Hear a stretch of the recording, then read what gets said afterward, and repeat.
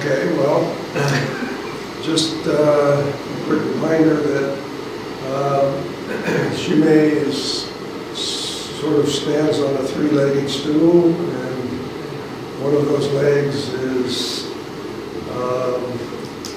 what are they? There's only three. Let's see.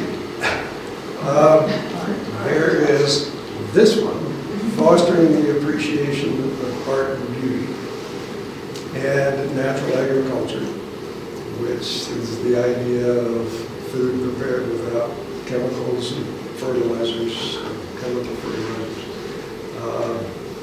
are better for you. And the spiritual practice of joy, the channeling of light for your health and happiness. So, a little bit about our artist today. I know only a little bit more about her than what was in the newspaper. And what was in the newspaper I found pretty fascinating. I didn't know that you were trained as an architect, which you can kind of see some sense of that, in structure and form, and what's on the wall, and then what looks like no structure, no form in here, but as a body of work, very much structure and form.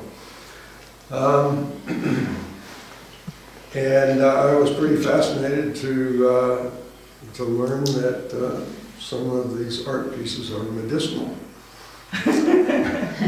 And some of them might help you make a little money. Some of them might help with a headache. Things of that nature. And of course, what flashed into my mind was a snake oil salesman. In the old days, the real old days. But now I see the pieces and charmed by them.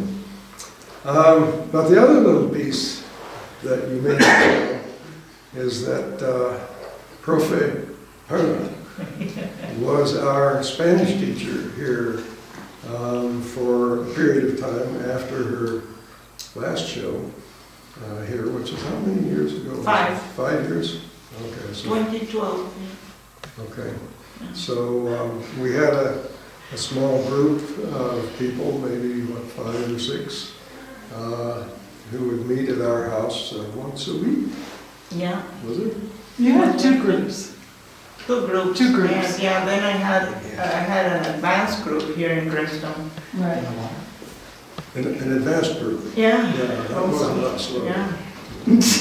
I had you guys and the advanced group.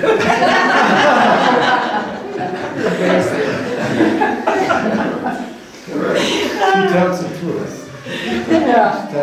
Somehow I knew that we weren't the advanced group.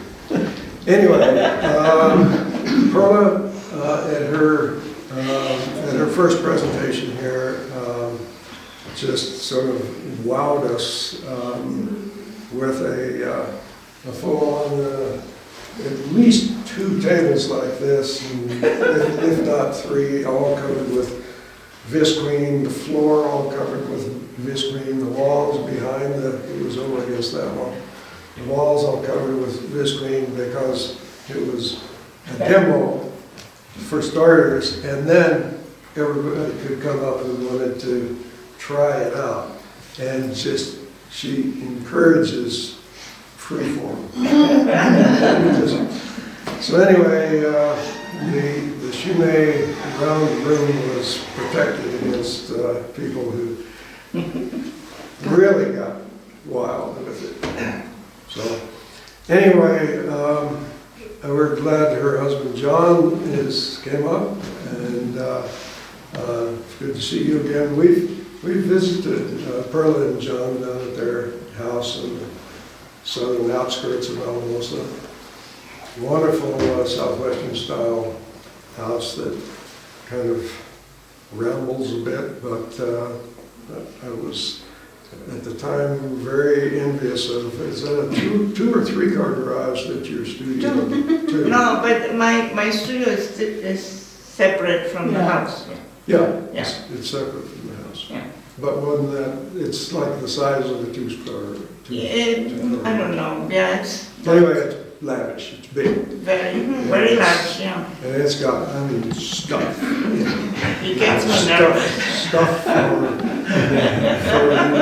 it takes a pretty She's creative. well organized too. Yeah, pretty creative mind Yeah. to do this. Anyway, Perla, welcome back. Thank you. Looking Thank forward you to so the much. show. Let me know if I can push any buttons over here. Right. for Well, you. no, this was, yeah, I'm going to explain what this was. Well, But it doesn't, yeah. I'll get out of the way. Well, thank you for coming, and thank you for having me. I guess,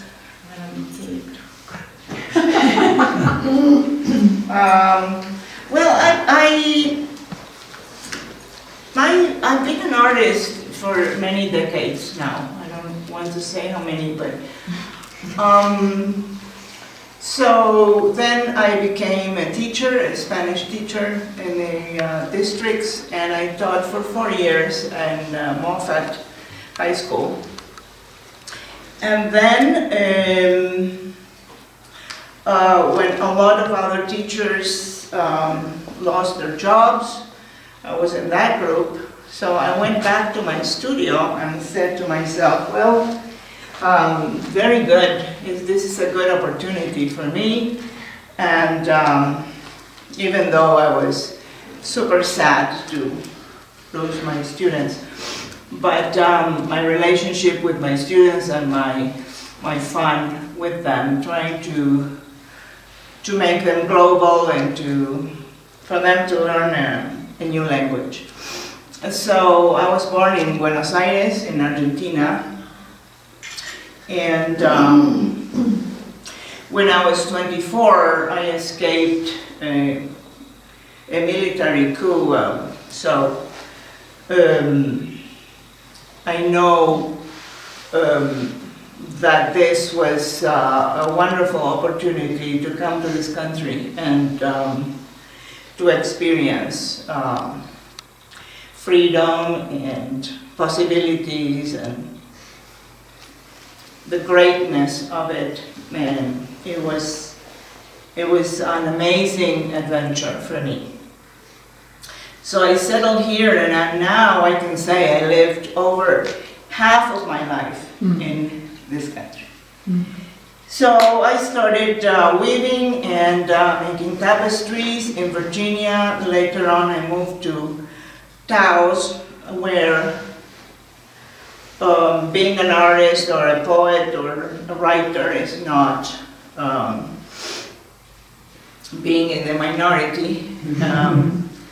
Very, very wonderful, inspiring place. And then after I met John in Taos, he kidnapped me to the San Luis Valley, and where I lived ever after. And so I was very, very much interested in fibers from my background as a weaver, but then tapestries became a little bit time-consuming, and my ideas were more than the time that I had to manifest my tapestries. So I went into paper making, and I spent decades perfecting paper making with plants, and later on using the technique of encaustic, which is melted wax on the paper.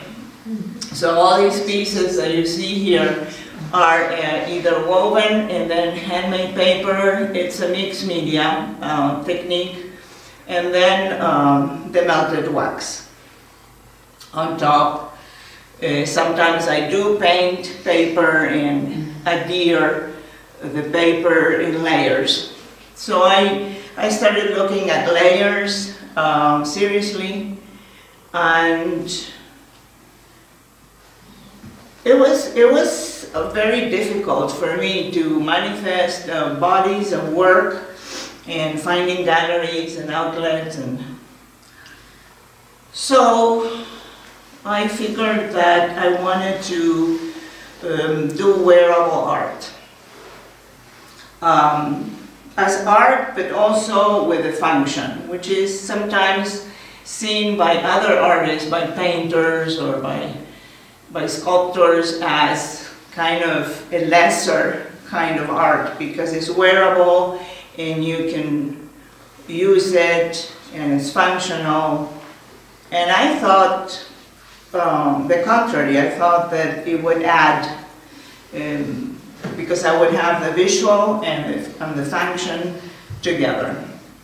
So I was very, very intrigued by felting, which is really like paper making, basically, because it's a non-woven technique.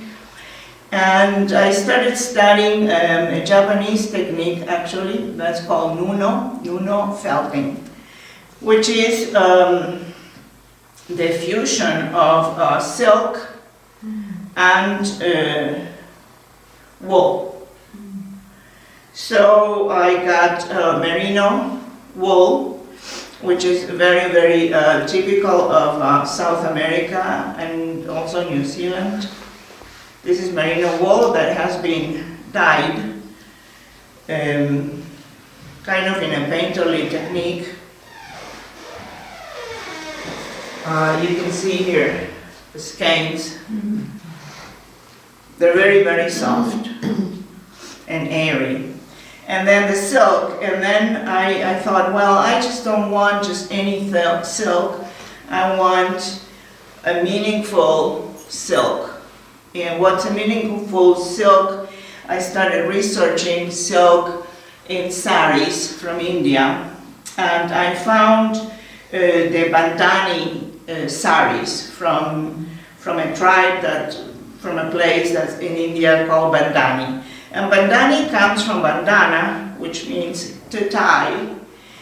And these people, this whole village, the Bandhani people, they tie-dye very, very intricate ties, and they immerse it in dye. So to begin with, I had the responsibility of dealing with this Bandhani silk, which is very, very super transparent and beautiful, and already has tremendous work on it. And then this also has to be dyed to my liking, and I'm tough on the colors because I want to have a painterly technique. So as you can see, the colors are traveling here. So the silk that I use is Bandhani, but also I do use vintage scarves, vintage silk. Because it kind of worries me about these old scarves. Where are they going? People are not really wearing them anymore, and they're fragments of color and design that are going to be lost, and I can't have that. I can't. So other silks come from, these are called hankies, and these are layers. They're beautiful, beautiful layers of silk that I do stretch, and you see this web is all silk, and it's absolutely amazing what happens. So silk, olive soap, kiss my face. From Greece.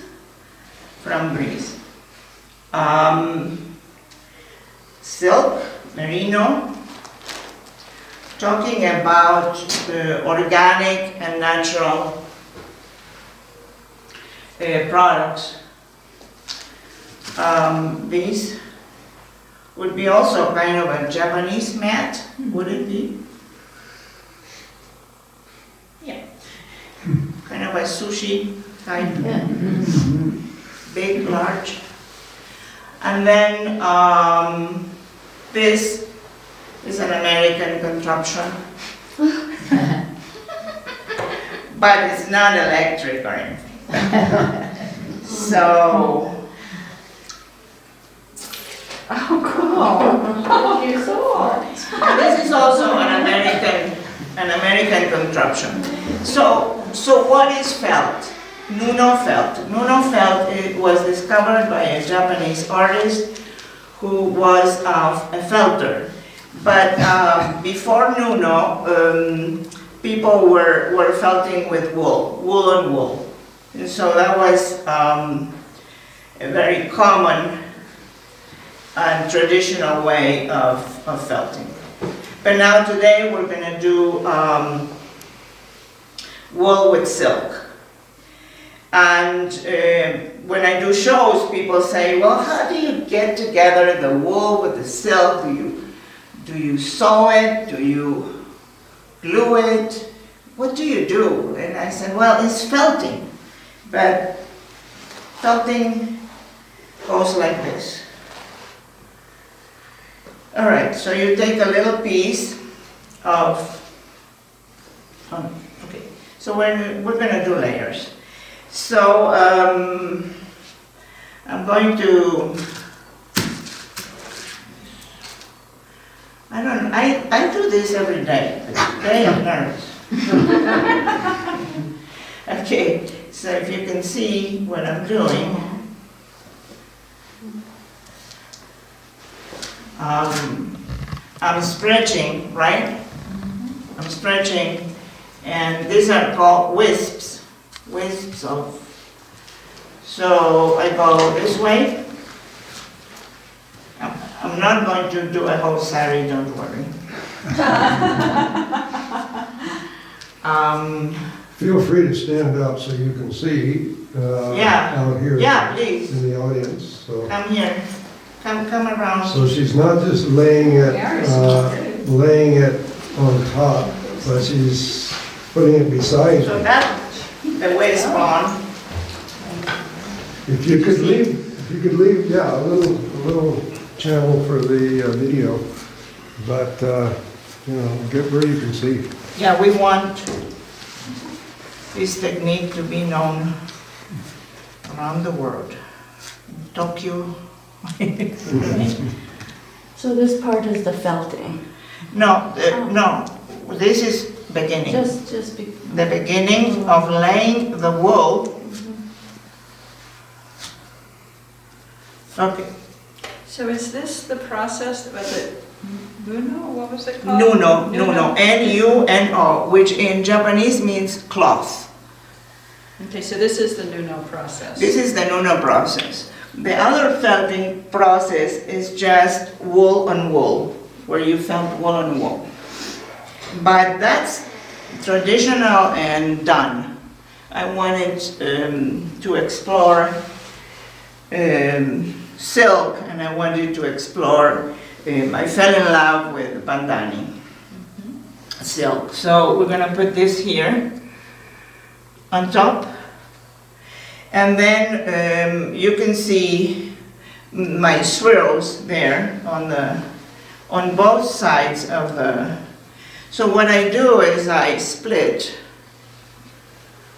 and stretch, split and stretch, and then we're going to do this.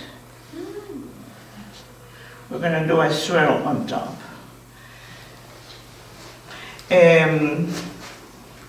All right, so then, Where do you get that thing? That is cool. from a felting shop. If you want one, I can give you. I mean, it'd be great for doing plants. Plants? Well, actually, it doesn't hold that much, you know, but it's a lot of fun. So now it's all wet, and now I forgot my net, so Harold was very nice, and he gave me this, and I'm going to use it. And then we're going to little massage. Maybe this is in danger. Thank you. This. And then this is also an American contraption made by the husband of a really good felter. And she wanted agitation. A lot of agitation.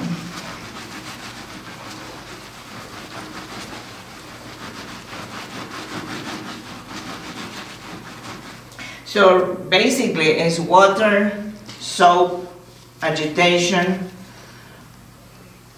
and boom, felt. So now we're going to take these off,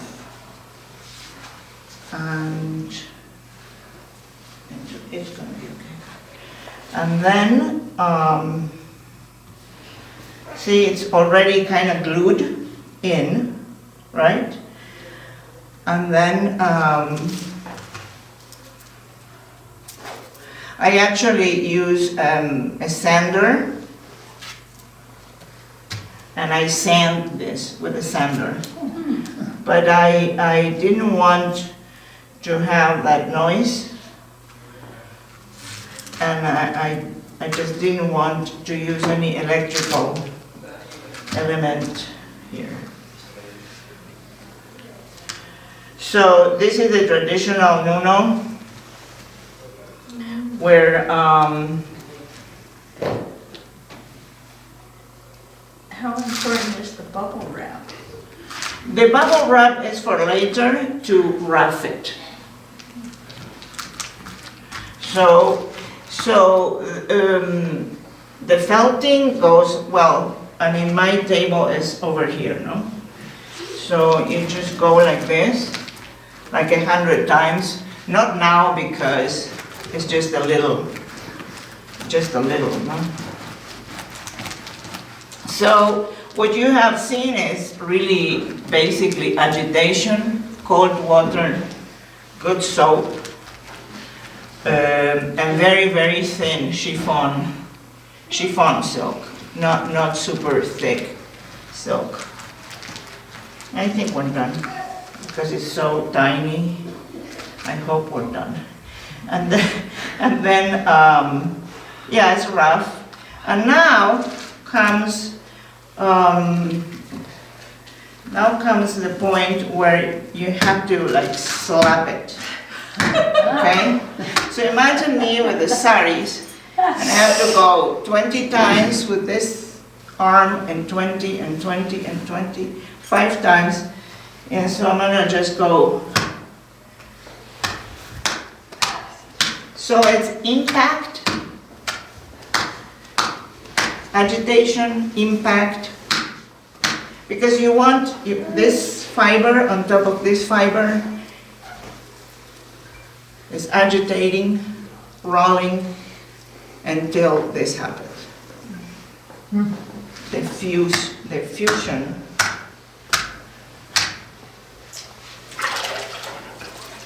I have here, now we can put hot water at the end, not at first, but at the end we can put some, and this, see? It's a lot of, I would say, abuse for this wonderful silk, you know. But that's what it takes. A little bit of that and a little bit of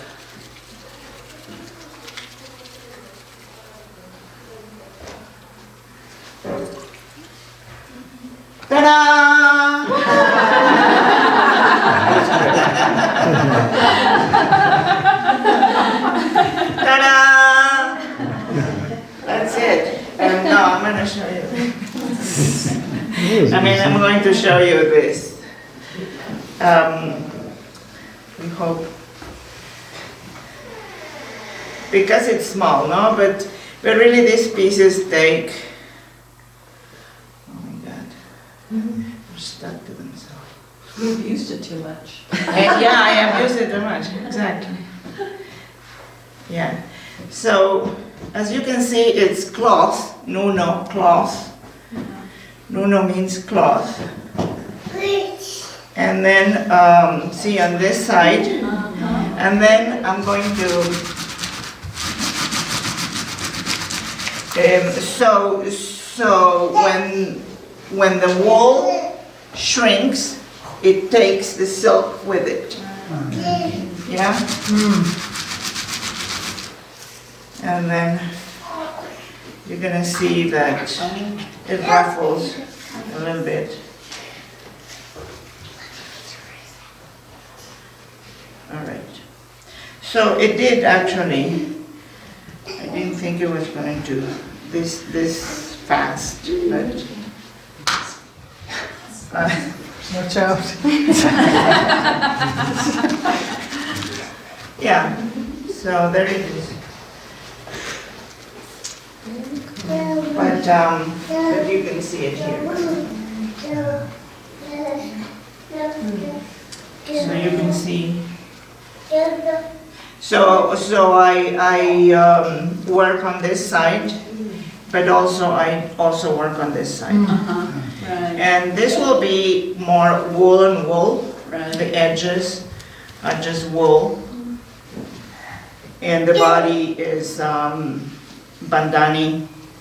As you can see, the bandani is already so beautiful because you can see the tie-dye. Right. So it's not just any piece of silk. It just has to come from India with under my specifications. These are old. These are vintage saris. They're not new. So the saris are normally 7 yards, and I'm using half of it. So out of a one sari, I do 2 pieces.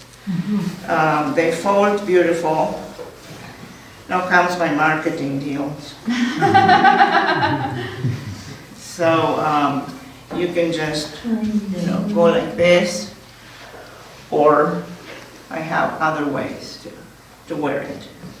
So it's a piece that could also go to the wall. And I call them paintings to wear because they're so unstructured and free, And you can wear them, they're totally reversible. And they fold, see, the folding is the most beautiful. I have a lot of fun taking pictures of these pieces because you can fold them. It's so nice. So they do become their own selves when they are on a woman, Now, I'm always surprised to see a woman wearing my pieces because then really it becomes the piece that I thought it would be. For me in the studio there are like rectangles and transparencies and they're just pieces, but when you try it on, they're really, really nice. So when you Come make here. that big piece, yeah. So I leave it kind of short here and then right there.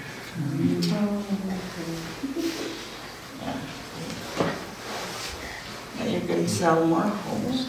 That's right.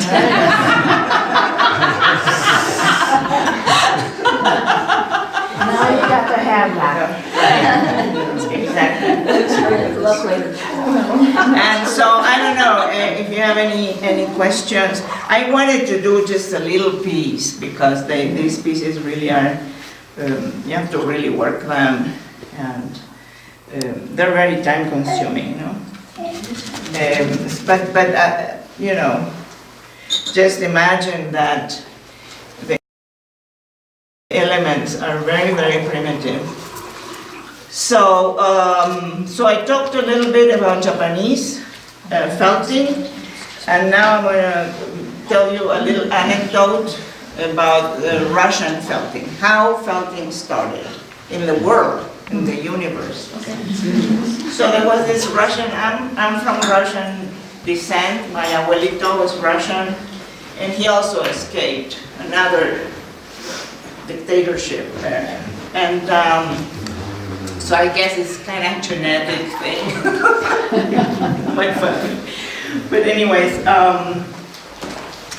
so this Russian farmer had boots, leather boots, and he was living in Siberia. So one day he realized that the leather boots were not enough warmth for him. So he put a little bit of wool. So he had some wool, and he just kind of put some wool in there in the sole, and then he puts the boots on, and he went for a walk. And these people didn't have any transportation, so he walked and walked. When he came back, the agitation and the sweat from his feet, the wool against the leather, and that agitation and warmth and heat produced by the walking. So when he took the wool, it was felt. It was felt. And so he was like super happy. He discovered felt. But then the Japanese went a step further, and because of their love of their kimonos and the silk, so this artist developed the nuno felting. So these are non-woven. So in order not to weave, you have to agitate and slap and impact. And that's what makes, actually paper is a little bit like that too. You have to rough the fibers, the veggie fibers, you know, you have to distress them to make pulp in order to make paper. So, any questions?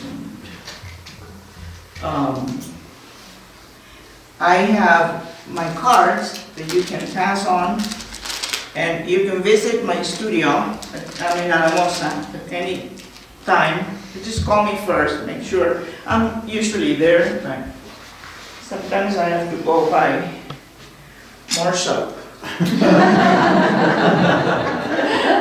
So for a big piece like that, you just do one area at a time? No. For a piece like this, in my studio, I have a table that is from here to over here to over here. It's a huge table. So I put half of my sari, and I start with shredding these. No? Splitting and more splitting. And then, so there's nothing in my table. And I start like this, you know, making the curlicues. After the curlicues, I put the sari, and then after the sari, more swirls. And then starts the wetting and the agitation. So it takes me around 4 to 5 hours of physical work to produce one of these.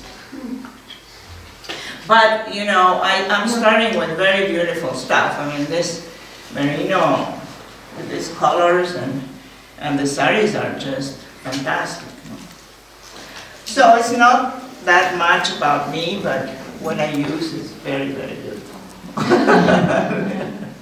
Do you paint or dye the wool too? Yeah, these are dyed. These are hand dyed. Sometimes I use scarves that are already. Sometimes I dye white silk. But my total favorite is the bandani. This one is a bandani. Yeah. The ones that you see that are tie-dyed, Yeah. those are bandanis. This is from India. It's not bandani, but it's already embroidered. So I went on both sides. It's on both sides, yeah. So, and then the endings are kind of my signature. I like the lace, ending lace. And so I'm venturing now into vests and coats for 2017. I had very, very good luck this year. And I interest two major galleries. One in Santa Fe, is the Santa Fe Weaving Gallery on Galisteo, and Artemisia in Taos, and Laura Shepard from Santa Fe. She's a good, very excellent designer. So she and I will collaborate. She has my work already there. And, so I feel good that the wearables are moving in different directions. I do shows where I convince people that they have to have one.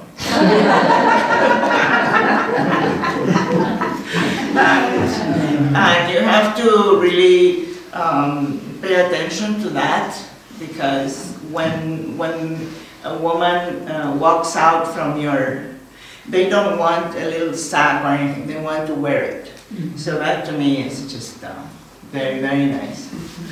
The experiences that I had selling on my own are really beautiful. People are really taken by wearing something that already that sari, you know, it means so much. Yeah. Is I do have. If you go to YouTube, you can see videos on bandani, bandhani,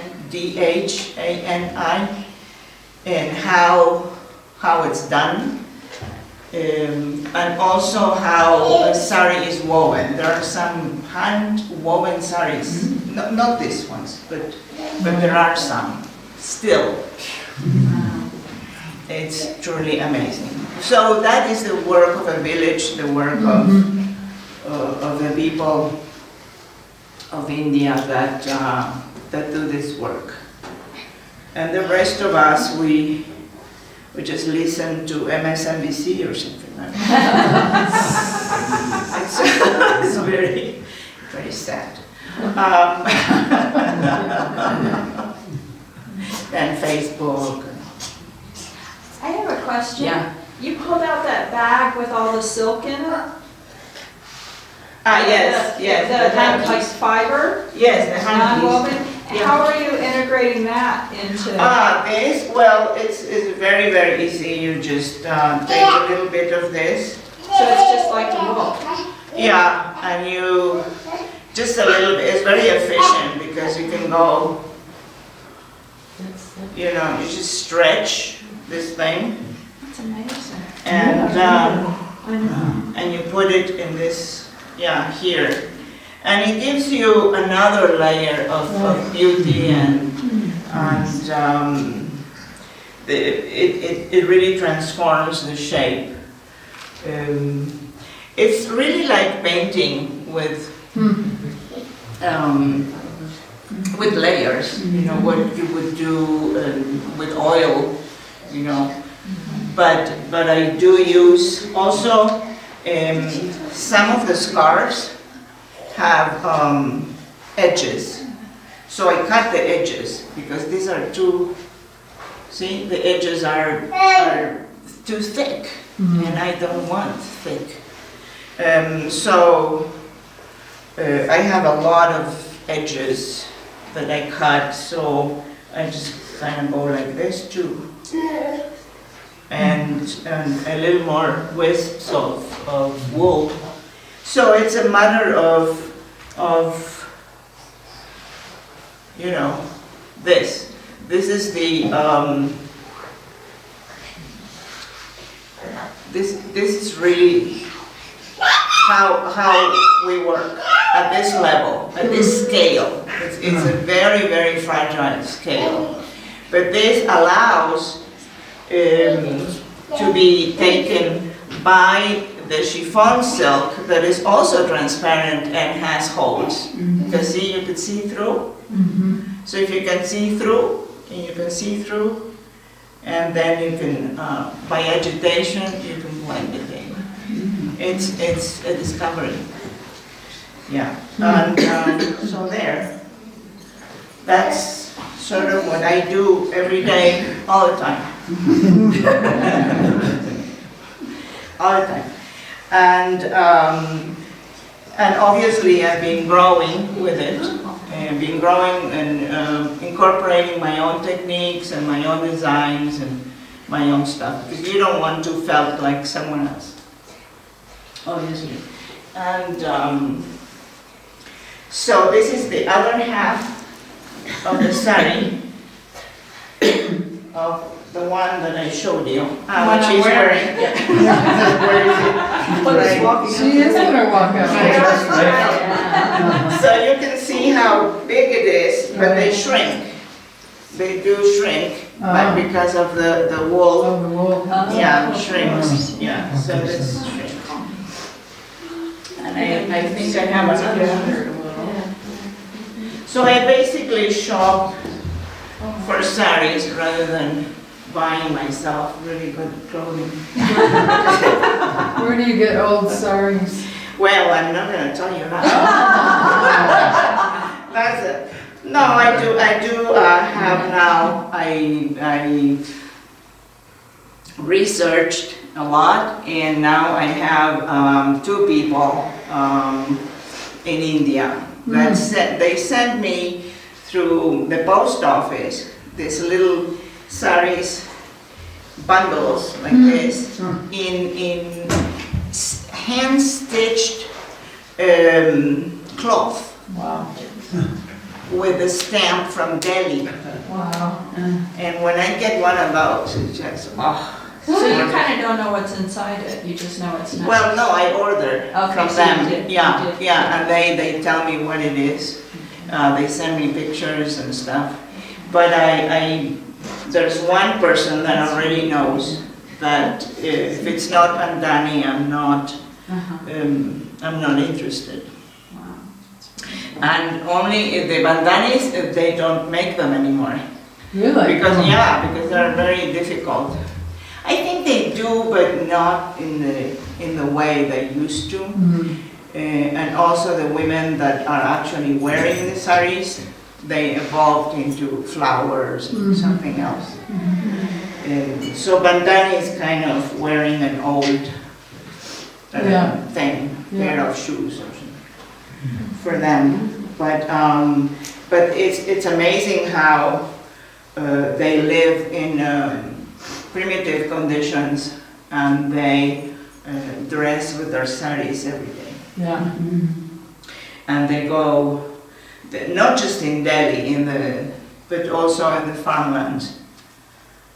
So sometimes when the sari is just a color that I don't like, I dip it in my own dyes and over dye it. So I'm able to take charge of the sari and say, no, it's going to be this way. But my love and respect for this kind of silk is amazing. So I have in my studio, and very respectful of silk now. In America, we do not produce silk. We do not spin silk. We don't produce it. So it's all China and India right now. Maybe Indonesia has some. Yeah. Huh? Yeah, yeah. Yeah. Fiji, yeah. But, well, it's that, it's as simple as this. It's just that it's magnified in my studio. So if you guys want to come over, you need to call me and I'll show you.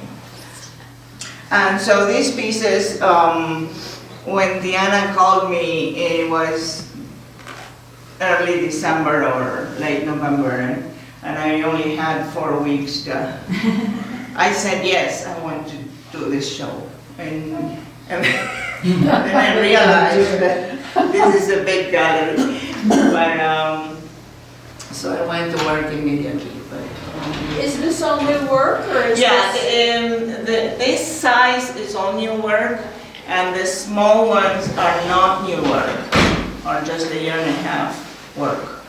But these are new shirts for the wall, and they're more what I would say spiritual and mixed media. But I wanted to continue with the theme of shirts, because we all wear shirts. And some shirts are more powerful than others. And I wanted to, really, I'm a collage artist, what can I say? So collage is also layers, and since I was experimenting with melted wax, I decided that shirts was the theme for the body and for the soul. But I hope that you come to an understanding of the textile world, you know? There are many felters in this country. They're wonderful. They're very powerful people. And, but I am very happy that I'm one of them. So I'm not, I'm in the group. I'm in that group. And it's just really the hands, the soap, the agitation, and some water. So I'm very proud of that.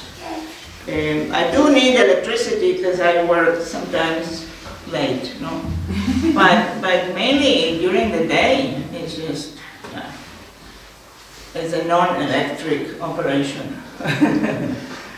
Yeah. Can you talk about just what the process was of like making this first piece? These pieces, well, these pieces over here are pieces of silk, because I had this show, so I had that on the table, and then I had remnants of silk here and silk there, so I had to think a little bit about the wall pieces.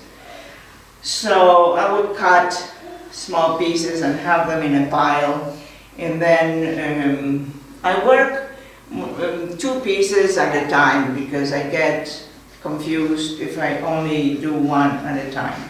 I need to have more than one thing. Yeah, more is more calming to me than one. I tend to focus more on more than one piece at a time. So, and then I can see what this needs and what this other one needs. Like having twins or something like that. But and so these are silk pieces. They're all kind of the same shape. They're kind of shirts because of the V-neck. And then it basically is going around my studio and looking at remnants of paper that has been encaustic, silk that has been shredded,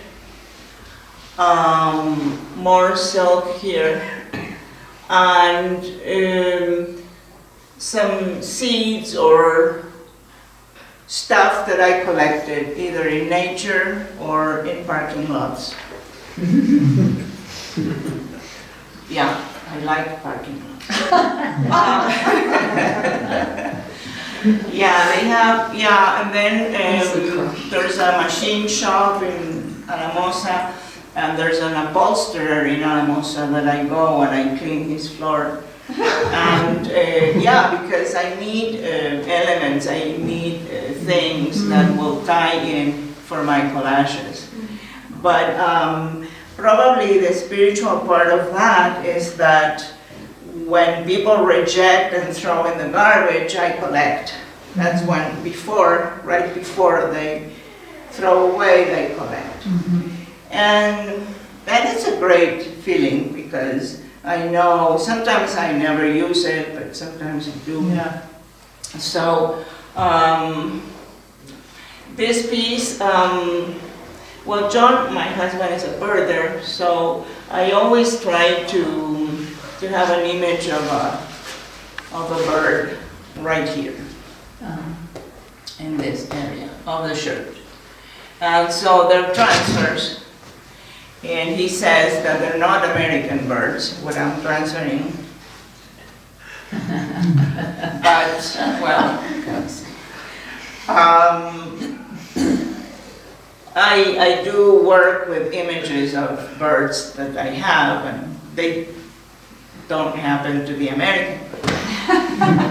But they're European birds. When you say you transfer them, what does that mean? Yeah, transfer means that I take a piece of wood, this rectangle is a little piece of wood, and then I paint with melted wax, and then I take a Xerox copy of the bird, and then if this is a piece of wood, then I go and I really rub it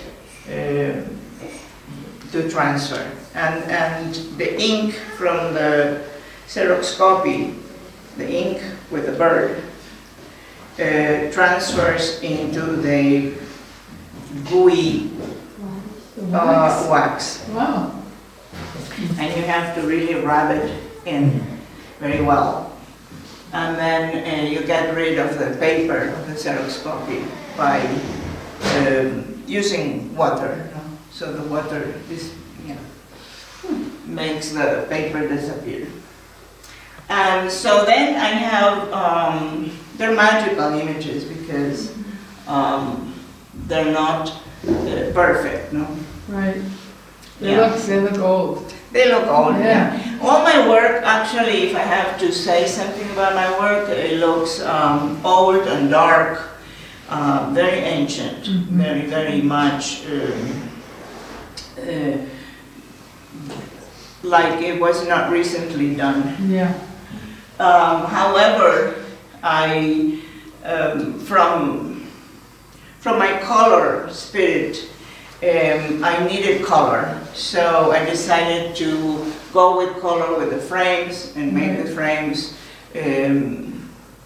be part of the work. These frames have been also encaustic with tissue paper, and with tissue paper and then encaustic on top, and then I rub some gold in there. So they are looking ancient, however, if I want them to be in a gallery or if I want to sell them, I feel like people these days need a shot of color in their lives. So, and also pleases me because that is a contrast. But if you really look at the work inside, it's really dark and goldish. Yeah, other than that, it's very good for me to limit myself to a shirt shape. Because I could be doing this and that and the other, so... Lots of ideas. Shirt. Yeah. Yes. So I don't know. You've been doing shirt images for a while. Yeah, for a while. You had some the last time you were Yeah, doing. yeah. Right. I've been doing, they were a little bigger. Yeah. So now I think I'm going to go double the size and then double.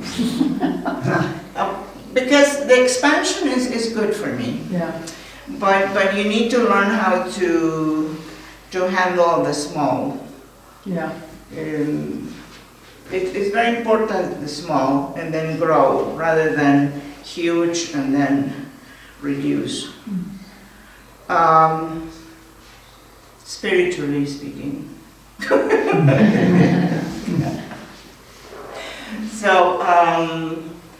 So right now I think that I'm in the best spirit that I could be. My studio looks clean, organized, and producing. I have my galleries, and I'm like, yeah, it's a total blessing for me right now. This show is very, very touching and very beautiful opportunity for me. But the space, the light, the people, it's all good. So 2017, I know we might have some obstacles, but in my life I'm going to try to be strong and continue. Yeah. I don't know what more would you like me to say or explain, but get one of these.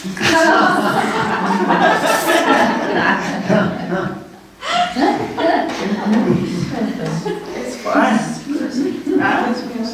It's work. Yeah. But it's just right, you know. It's just I tried some spray bottles, but nothing.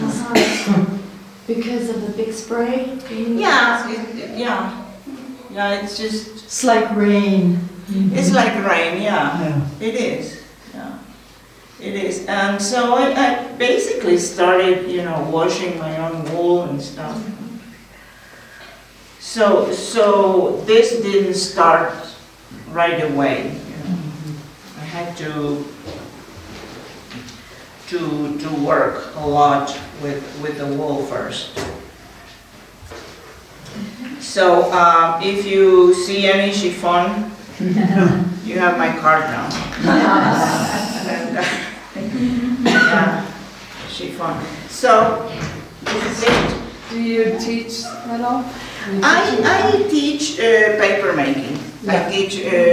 I'm teaching. I just finished a workshop in Española in New Mexico in the Fiber Center, and it was very nice. It was collage and plant paper, all plant paper, boiled plants and paper making.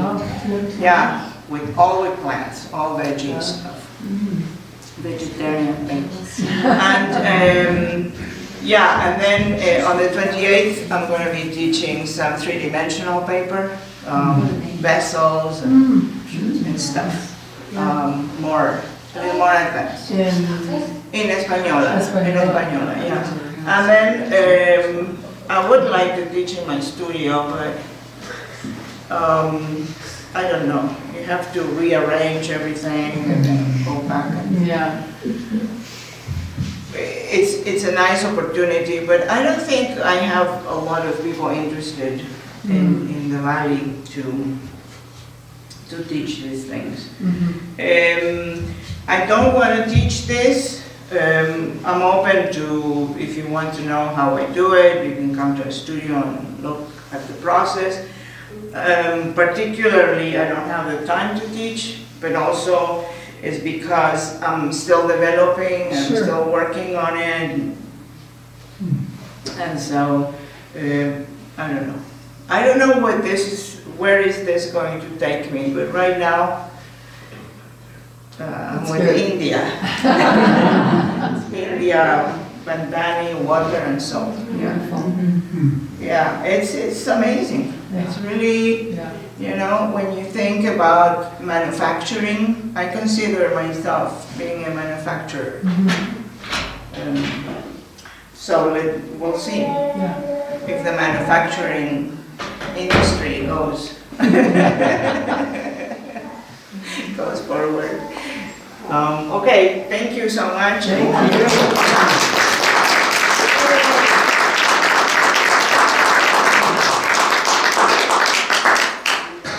one more thing before I thank Perla prolifically. I want to thank Deanna Wilford. Yes. She is the real liaison with all the artists that we schedule. And we collaborate on artists and all, but she's the one who calls them and mostly, and